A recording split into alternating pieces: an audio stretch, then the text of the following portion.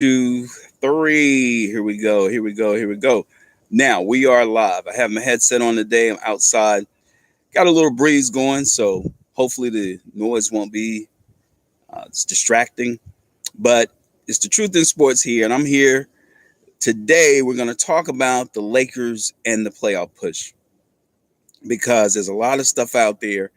There's a lot of talking heads that can't wait for the Lakers to fail. I'm not a Lakers fan per se. I do respect LeBron James' game, and I know what he brings to the game. And I think a lot of time he's taken for granted and short sold. And I think that's what's happening right now. Some of the narrative out there is talking about how great the West is. But I want everyone to remember the Lakers were fourth in the Western Conference before LeBron was hurt. So anyone that comes up with what their record is on the road, what their record is right now, what's going on, it's amazing that they will almost negate where the Lakers were before LeBron went out with the injury. The other thing about the Lakers that I'm looking at is this team has not been healthy the whole year. I know the other teams have suffered injuries as well, but when you're bringing a whole new cast of characters together, yes, you had the young core, but then you add about 8 new players to the team. That takes some time for chemistry to gel. And with Rondo being out almost 40 games, 30 plus games, Lonzo being out now for 20 games or something like that, LeBron missing 18, Kuzma being out about 10 games, Brandon Ingram between suspension, and I don't know if he was injured any time, but these guys have not had their starting roster on the court together. I think the statistic is one game have they played together as a starting unit. They're starting 5 since November the 10th. So think about that. Now they're getting everybody healthy. Lonzo is still out. They do have Rondo and LeBron. They're in the midst of a push. And I know some people look at the game against New Orleans and say, well, this is proof they won't make the playoffs. That's not proof they won't make the playoffs.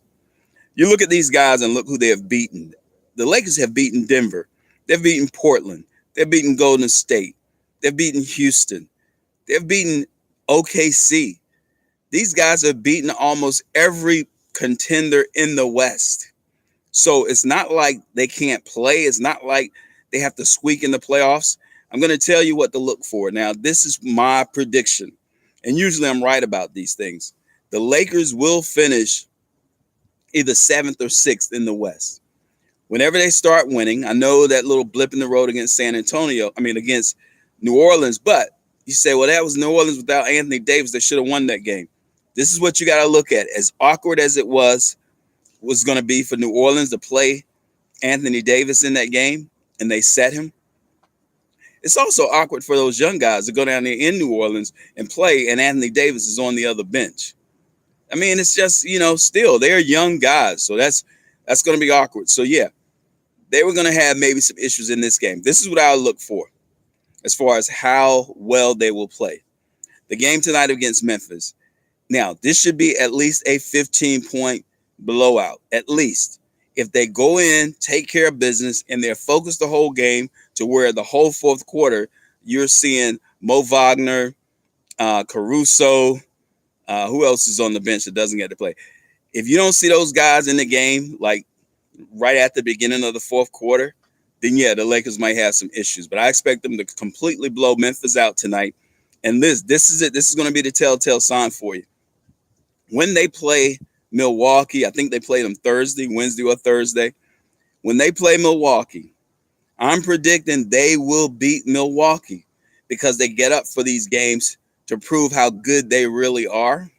And I believe the Lakers are a good team, not a great team. They're a good team, but they're good enough is that if they get to the 7th or 6th spot, look for them to go to the Western Conference Finals. I know some of you guys are like out there, there's no way, but there's no teams out there really better than a LeBron-led team in the playoffs in the West other than Golden State. And listen, I wouldn't put it past the Lakers, and you're going to hear it here first. And I'm not necessarily predicting this, but I wouldn't put it past them to upset Golden State in an early round. If they get matched up with Golden State in the first round or even the second round, I wouldn't put it past them to beat Golden State and pull off the upset of the century. Think about this, y'all. How ironic would it be? And for all the haters out there, I know you guys are going crazy. But for you guys who respect history and understand who LeBron James is as it relates to basketball, how crazy would it be if he took this first year Lakers team and they matched up with Golden State in a game where everybody feels like, oh, they'll get wiped out, they'll get swept. People saying they'll get swept, but remember, this is the same Lakers team that beat Golden State by 26 on a marquee Christmas Day game. And I know somebody say, that doesn't mean that doesn't mean that it's not the playoffs. But I'm telling you this, if they match up with them in the playoffs, don't be surprised if the Lakers steal that first game, if they end up winning that series and pulling off the upset of the century. Now, what will that do for LeBron's legacy? Let's talk about that. One, he came back from being down 3-1 to the Lakers in the finals, beat them in a game 7. I don't want to hear the excuses. Well, they wouldn't have won it if Draymond wasn't out. That's an excuse, y'all. Think about it. Draymond played in game 6 and in game 7. You got game 7 on your home court, and you let a team come in and beat you on your home court in game 7, and you're going to make an excuse? I'm not buying it. So listen, if they match up with Golden State, this team, and they win the first game in Golden State, I'm calling the upset 100%. And now LeBron has come back from 3-1 down to beat the Warriors. And then he goes, let's say they are the 8th seed, and they knock off the number 1 seeded team in the first round, the historic team, the team with 5 All-Stars. And it's the first year LeBron is with this Laker team with no other All-Star on the roster. You can't make this stuff up, man.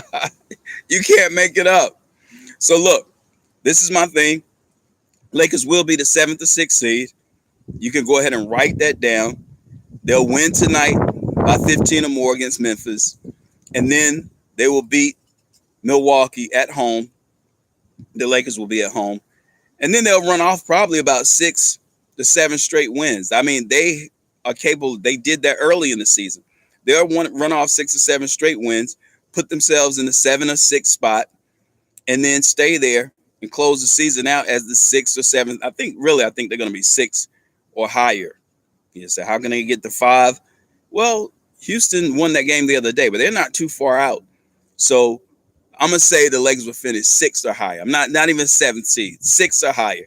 Now, you can come back after the season and say, look, this guy's crazy. He's a nut job.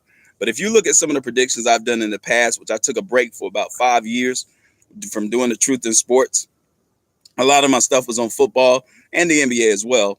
But I'm usually spot on. So just take it for what it's worth. Listen, this is Mike with the Truth in Sport.